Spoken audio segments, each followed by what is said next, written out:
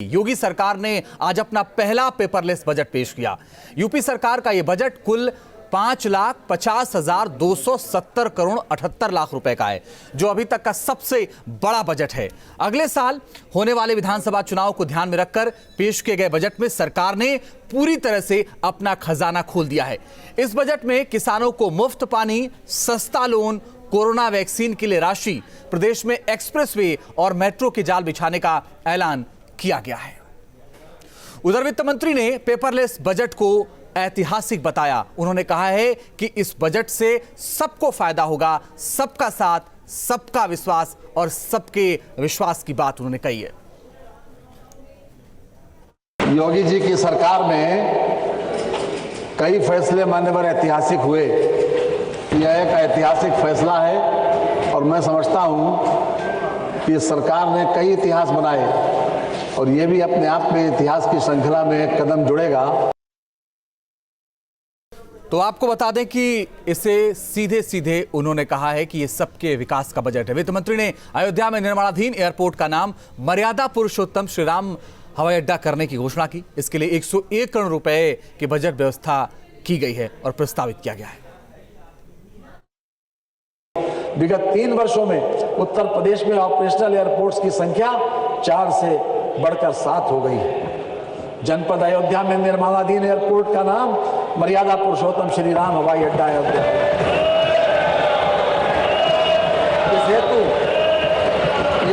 इस हेतु 101 करोड़ रुपए की बजट व्यवस्था प्रस्तावित है। बजट के बाद सीएम योगी आदित्यनाथ ने कहा कि यह प्रदेश ही नहीं बल्कि देश का पहला डिजिटल बजट है। यह बजट सबका साथ, सबका विकास वाला बजट है। सुलभ चिकित्सा सुविधा प्रदान। उत्तर प्रदेश ही नहीं बल्कि देश के किसी भी राज्य के पहले पेपरलेस बजट के लिए प्रदेश के वित्त मंत्री और उनकी पूरी टीम का मैं हृदय से अभिनंदन करता हूं। आज से हमारी कैबिनेट भी ई कैबिनेट हो गई है। यह बजट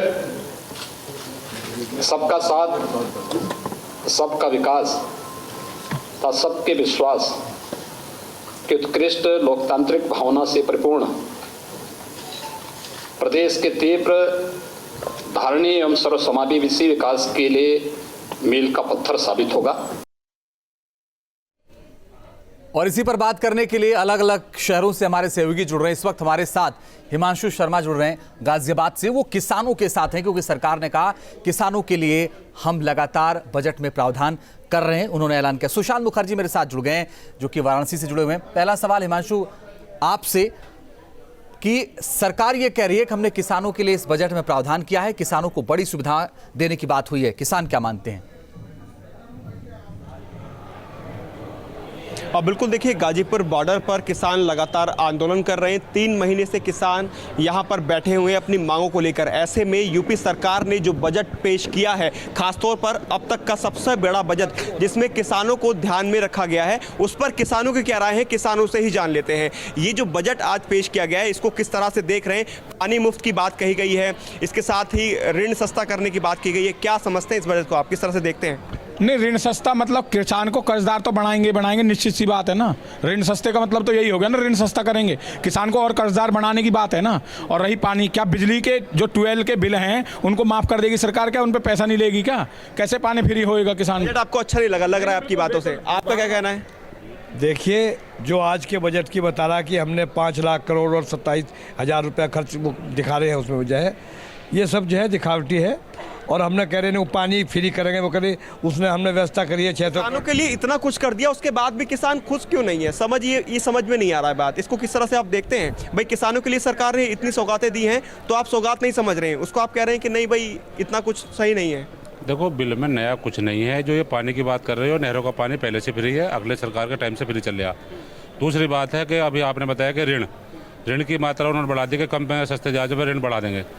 देखो, किसान का जो दशा है वो ऋण बढ़ाने से नहीं सुधरने वाली।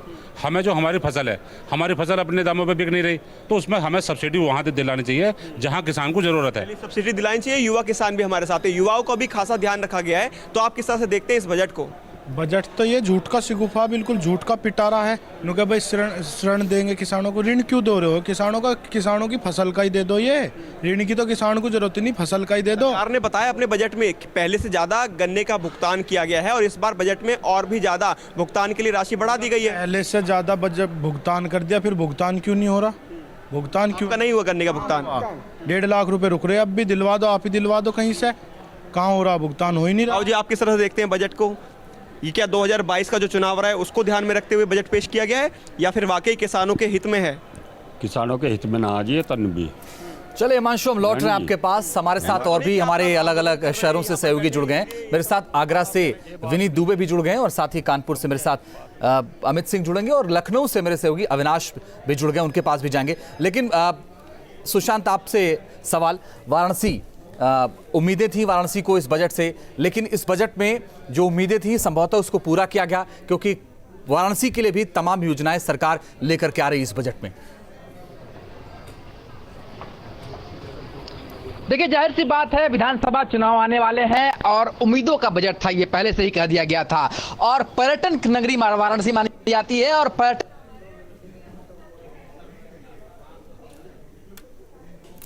अविनाश हमारे सहयोगी लगातार बने हुए हैं लखनऊ से। अविनाश, सरकार कह रही है बहुत ही ऐतिहासिक बजट है, सर्वांगीण विकास का बजट है, लेकिन विपक्ष कह रहा है इसमें कुछ नहीं है। ऐसा क्यों? कुछ तो होगा ना, ऐसा तो हो ही नहीं सकता कि पूरी तरह से खराब हो।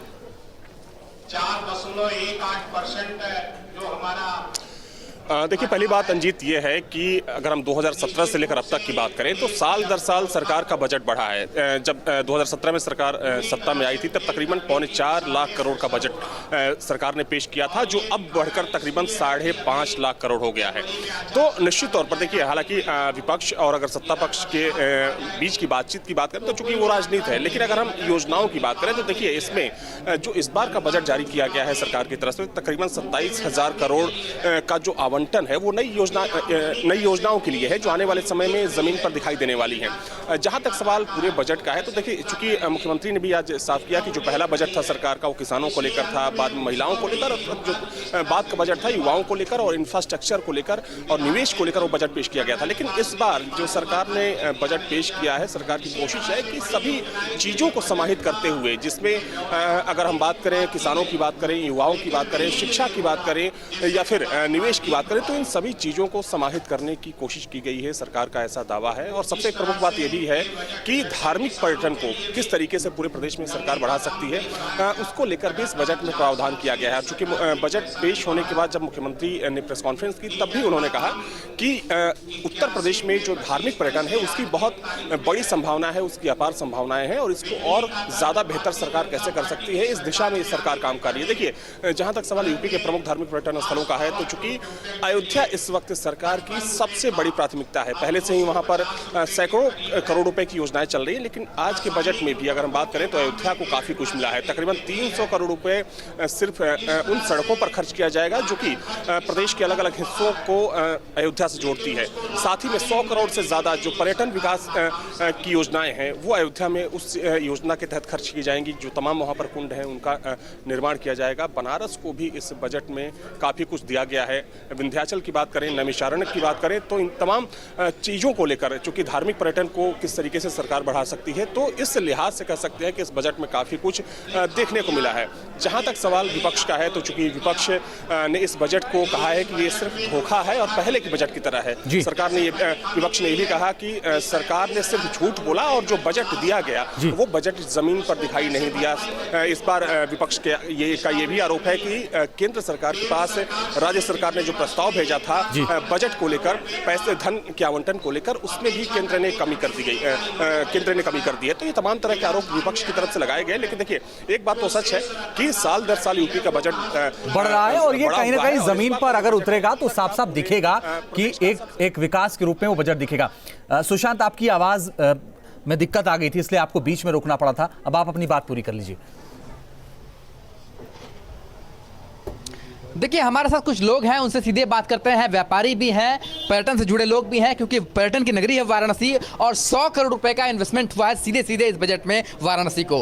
क्या लगता है, आप व्यापार मंडल से भी जुड़े हैं, सीधे सीधे पर्यटन से भी जुड़े हुए हैं, तो पर्यटन के क्षेत्र में जो इन्वेस्टमेंट हुआ है इससे कितना ज़्यादा वाराणसी का व्यापार, वाराणसी का पर्यटन, वाराणसी का विकास आगे आएगा इस बजट के सहारे?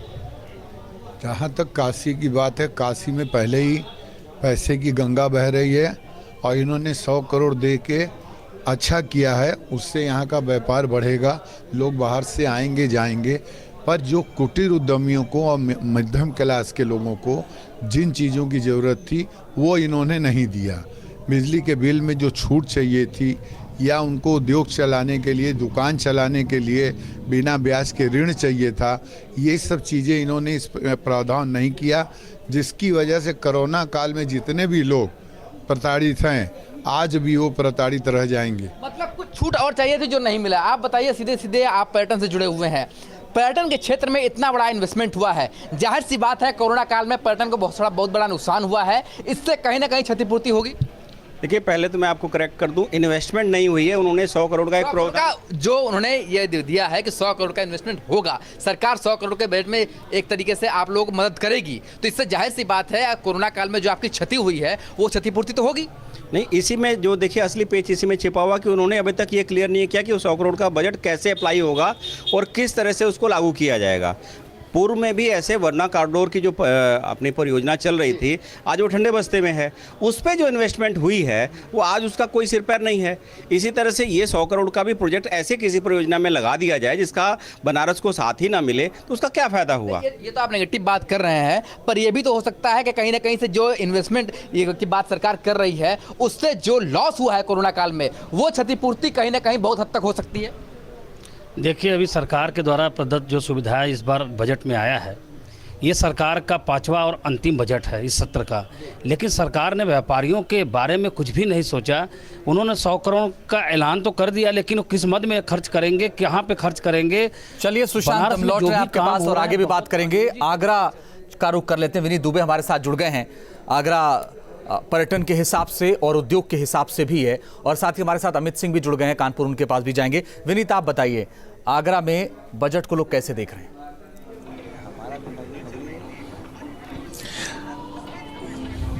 देखिए अंजित, अगर आगरा की बात की जाए तो जिस तरीके से सीएम योगी आदित्यनाथ का ये सबसे बड़ा बजट बताया जा रहा है, बनारस में 100 करोड़ रुपए की यहाँ सौगात दी गई है, लेकिन आगरा में शून्य शिखर से शून्य तक कोरोना काल में पर्यटन उद्योग नीचे चला गया था।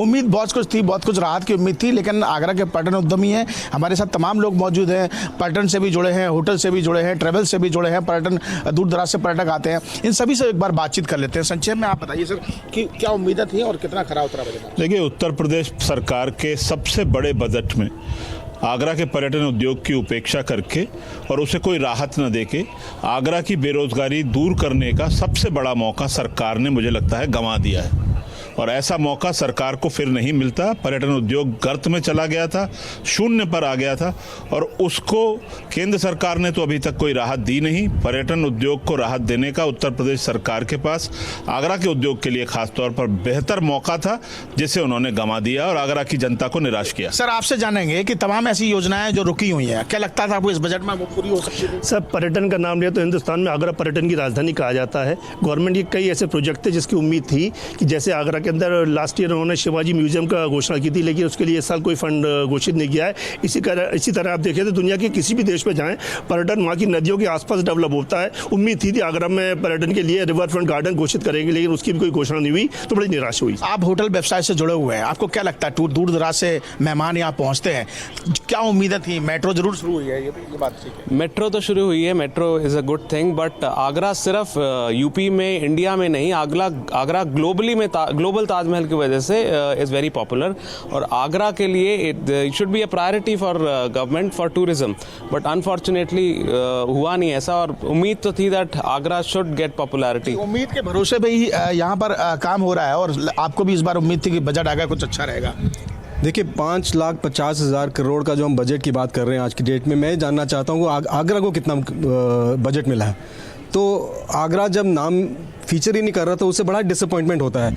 तो जब भी हम बजट बनाते हैं, जब भी कोई चीज़ के लिए प्लानिंग करते हैं, हम ये कहते हैं कि जो चीज़ एग्जिस्ट नहीं कर रही है उसको बढ़ावा दें और जो ऑलरेडी एग्जिस्ट कर रही है उसको और आगे लेके जाएं। तो यहाँ पे हम कह सकते हैं आर्ग्यूमेंट में कि हमारे स्पिरिचुअल डेस्टिनेशंस हैं, वाराणसी है। अमित सिंह हमारे साथ लगातार बने हुए हैं। अमित कानपुर से जुड़े हुए हैं। कानपुर में बहुत सारे उद्योग हैं और उनको भी अलग अलग तरीके से उम्मीदें रही होंगी। अमित बताइए, क्या सोचते हैं कानपुर के लोग?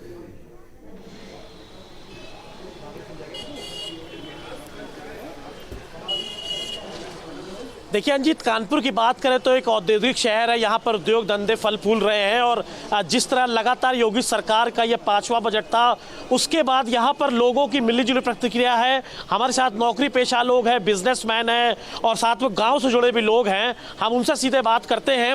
सर, सबसे पहले ये बताइए कि बजट कैसा रहा यूपी सरकार का, और जिस तरह चाहे कानपुर की बात करें, कानपुर के आसपास जो डेवलपमेंट हो रहे हैं उसको लेकर लगता है कि बजट में जो राशि दी गई, प्रोत्साहन राशि, वो काफ़ी है? देखिए, पहले बात तो ये है कि एक हिस्टोरिकल बजट है, पहला किसी भी स्टेट का पेपरलेस बजट है। तो एक तो यही नेक्स्ट लेवल कह सकते हैं कि हम एक बजट का है। दूसरा, हम तो कानपुर में हैं, ये एक इंडस्ट्रियल शहर है, तो यहाँ के डेवलपमेंट के लिए, जैसे मेट्रो के यहाँ ऑलरेडी काम चल रहा है, उसके लिए 597 करोड़ का और एक बजट एलोकेट हुआ है, तो उससे और काम में तेज़ी आएगी और जल्दी मेट्रो पूरी होगी, जिससे कानपुर का डेवलपमेंट होगा। और कानपुर और पूरे यूपी का आप ये समझिए कि इस समय जो माहौल है वो इंडस्ट्रियल डेवलपमेंट के लिए, इन्वेस्टमेंट के लिए बिल्कुल पॉजिटिव होता जा रहा है। तो जब इस तरीके से पैसा आएगा तो उसका डायरेक्ट जो फ़ायदा होगा वो कानपुर को ही होगा, क्योंकि ये इंडस्ट्रियल सिटी है। चलिए, इंडस्ट्रियल सिटी है। सर, आप बताइए, आप गाँव से जुड़े हुए हैं, किसानी खेती जुड़े हुए हैं, कैसा बजट रहा, आपको कैसा लगा बजट? मैं योगी सरकार बहुत धन्यवाद कहूँगा, और मैं ऐसे समाज से आता हूँ जिसका मुख्य पेशा ही खेती है। इस कारण मैं उस बजट को अच्छी तरह समझ पाया हूँ। किसान के हितों में योगी सरकार ने, मोदी सरकार मिलकर एक सबसे बड़ा काम किया। आज उन्होंने नहरों से सिंचाई करने वाले किसानों को मुफ्त कर दिया है, बिल्कुल पानी मुफ्त कर दिया है। उसका कोई लगान सरकार नहीं लेगी, अपने आप में बहुत बड़ी उपलब्धि है। 2 करोड़ 40 लाख किसानों को जो निधि देने का काम किया, उसके लिए बजट योगी ने स्थापित कर दिया है। वो निधि मिलने से किसानों की जो आय दुगना करने की बात हमारी सरकार करती है, वो उस पर निश्चित रूप से कदम और आगे बढ़ेंगे। सोलर पंप लगवा करके उसमें सब्सिडी दे रही सरकार, उसका लाभ ये मिल रहा है, किसान रात में सिंचाई न करना चाहे तो दिन में कर सकता है, कि उसको बिजली उपलब्ध रहती है सोलर की वजह से। ये सबसे बड़ा लाभ है।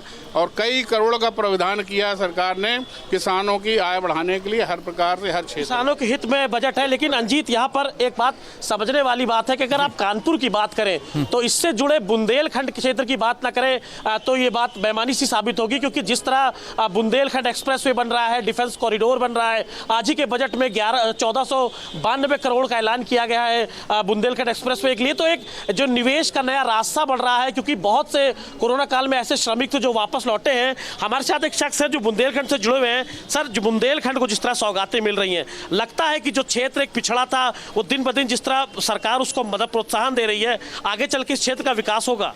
जी, निश्चित तौर पे योगी सरकार ने जो ये बुंदेलखंड एक्सप्रेसवे का निर्माण के लिए बजट धनराशि उस पर अपने लिया है, ये बहुत ही सराहनीय कदम है योगी सरकार के लिए। चलिए अमित, हम आपके पास लौट रहे हैं।